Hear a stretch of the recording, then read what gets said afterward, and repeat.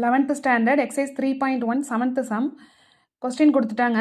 இதில் ஷோ தேட்னு கொடுத்துருக்காங்க. XYZ equal to X plus Y plus இசட்னு ப்ரூவ் பண்ணணும். அந்த எக்ஸ் ஒய் இசடுக்கு வேல்யூஸ் கொடுத்துட்டாங்க. எப்படி வரணும்னா summation n equal to 0 to infinity cos power 2n தீட்டான்னு கொடுத்துருக்காங்க. எக்ஸ் எப்படி கண்டுபிடிக்கிறோன்னு பார்ப்போம். அதே தான் ஒய்க்கும் எக்ஸோட வேல்யூ கண்டுபிடிக்கிறதுக்காக நம்ம கிவன் எழுதிக்கிறோம். இப்போ இதில் பார்த்தீங்கன்னா n வர இடத்துல 0ன்னு அப்ளை பண்ணுறோம் ஃபஸ்ட்டு. அடுத்தது n equal to 1, n equal to 2.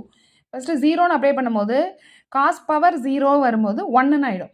ஓகேவா? 1 plus cos square theta cos power 4 தீட்டான்னு ஆகிடுது. இப்போ இதை வந்து ஹிண்ட்டோட கம்பேர் பண்ணுங்கள். கொஸ்டினில் ஹிண்ட் கொடுத்துருக்காங்களா, அதோட கம்பேர் பண்ணுங்கள். 1 ப்ளஸ் எக்ஸ் ஸ்கொயர் இந்த மாதிரி ஃபார்மில் இருக்கா? 1 ப்ளஸ் எக்ஸ் வர இடத்துல cos square theta. So x equal to என்னன்னு கிடைக்குது? Cos square theta. 1/1 மைனஸ் எக்ஸ்ன்னு எழுதலான்னு சொல்லியிருக்காங்க. ஸோ 1/1 மைனஸ் எக்ஸ் வர இடத்துல இங்கே என்ன இருக்குது? Cos square theta. So 1/1 minus cos square theta. இதே தான் ப்ரொசீஜர் ஒய்க்கும் இசடுக்கும். XY Z வேல்யூஸ் கண்டுபிடிச்சதுக்கப்புறமா எக்ஸ் ப்ளஸ் ஒய் ப்ளஸ் இசடில் சப்ஸ்டியூட் பண்ணுறீங்க. எல்சிஎம் எடுக்கிறீங்க. எல்சிஎம் எடுத்தால் உங்களுக்கு இங்கே நியூமரேட்டரில் 1 மட்டும்தான் வரும், மீதி கேன்சல் ஆகிடும். 1/sin ஸ்கொயர் தீட்டா எக்ஸ் வேல்யூவா, 1/cos square theta Y value, 1/1 minus cos square theta sine square theta Z value. So XY Zன்னு சப்ஸ்டியூட் பண்ணுறோம். Hence proved.